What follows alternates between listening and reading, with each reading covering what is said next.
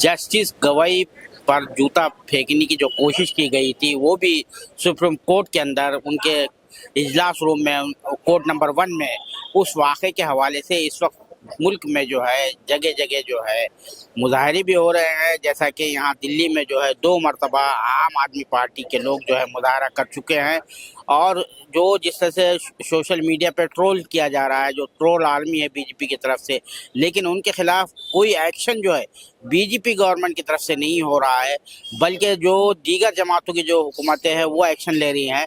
इसी हवाले से हमारे साथ बात करने के लिए मौजूद है जनाब अनिल दुबे साहब, जो सीनियर जर्नलिस्ट भी है और जनहशक जो एक तंजीम है, जो एक ऑर्गेनाइजेशन है फैसिज्म के खिलाफ, उसके को कन्वीनर भी है।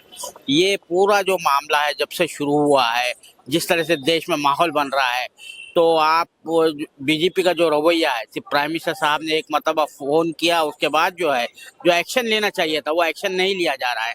उसको किस तरह से आप पेश करेंगे, देखेंगे? इसको मैं इस रूप में देखता हूँ कि चीफ जस्टिस ऑफ इंडिया ने अपनी सदासहता दिखाते हुए कि हम इस मामले को बढ़ावा नहीं देना चाहते। सवाल यह नहीं है, सवाल यह था कि यह संविधान पर हमला था, देश के सर्वोच्च जुडिशरी सिस्टम पर हमला था और इसमें सरकार को खुद सो मोटो इस पर एक्शन लेना चाहिए था, एफआईआर करनी चाहिए थी। यह क्रिमिनल केस था, ये है ये मामला, किसी पर हमला, हिंसा है ये। तो अगर आज इस तरह से, तो अगर किसी की हत्या हो, किसी के खिलाफ कोई जुर्म हो, कोई अपराध करे और जो भुक्तभोगी है, पीड़ित है, वो कह दे कि साहब हमारे ऊपर मुकदमा मत करिए, हम तो इनको माफ करते हैं, इन पर मुकदमा मत करिए, तो क्या ये आईपीसी सीआरपीसी के तहत सरकार या अदालतें इसकी इजाजत देंगी क्या?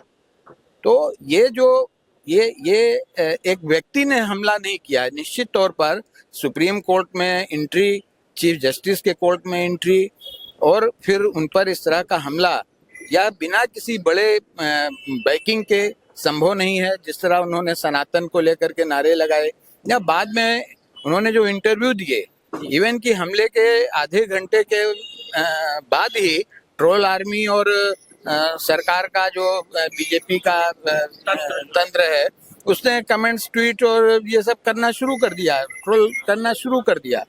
तो मेरा ये कहना है कि ये बहुत ही सीधा मामला था कि सरकार को इसमें हस्तक्षेप करना चाहिए था और मुकदमा दायर करना चाहिए था।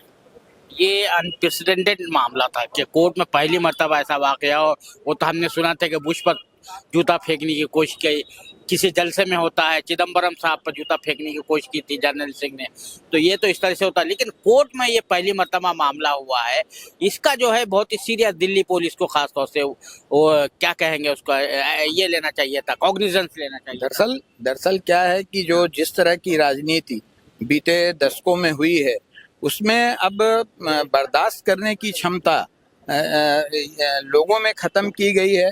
एक कम्युनिटी के खिलाफ, खासतौर पे मैं कहूँ कि अल्पसंख्यकों के खिलाफ, मुसलमानों के खिलाफ जिस तरह से एक नैरेटिव बन गया है, उसके तहत इस तरह से कोई इंडिविजुअल भी अटैक कर सकता है, हम ये इसको मान सकते हैं।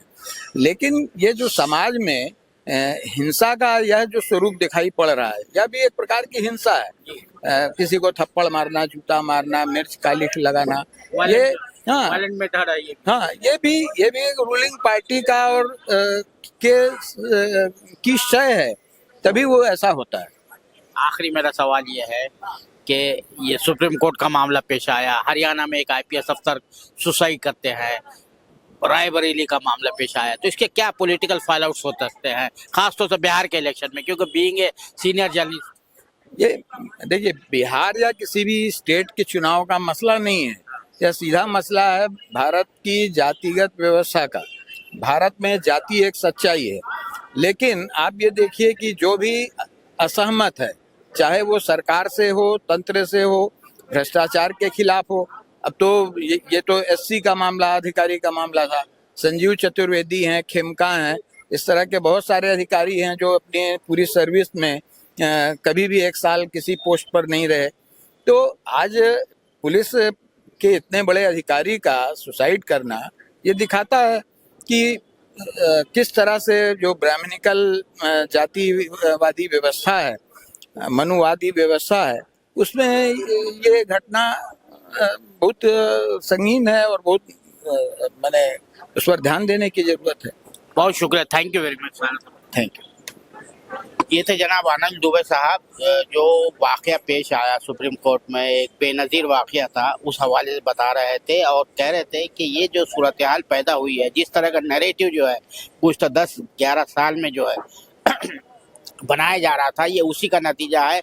उसमें कोई एक ऑर्गेनाइजेशन भी कर सकती है, एक इंडिविजुअल भी कर सकता है, लेकिन इस सिलसिले में जो है जो कॉन्ग्रेस लेना चाहिए था वो हुकूमत की तरफ से अभी तक नहीं लिया गया। वही जो है बड़ी जो है तशवीश की बात है। कैमरामैन जीशान राय के साथ मैं अब्दुल बारी मसूद, नई दिल्ली।